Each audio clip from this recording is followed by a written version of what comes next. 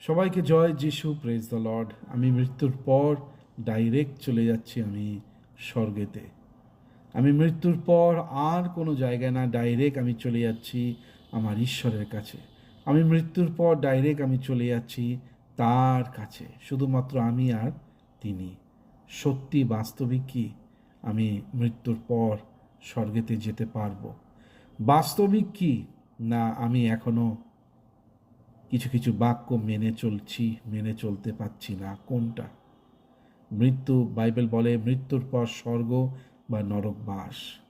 আমি হয়তো এই মুহূর্তে আমি হয়তো মণ্ডলীতে যাচ্ছি, বসছি, বা আমি হয়তো এই মুহূর্তে আমি কোনো পুরোহিতের কাজ করছি, বা পাদ্রির কাজ করছি, বা কোনো ফাদারের কাজ করছি। প্রশ্ন, আমি কি সত্যি মৃত্যুর পর স্বর্গেতে যাচ্ছি? কোনটা?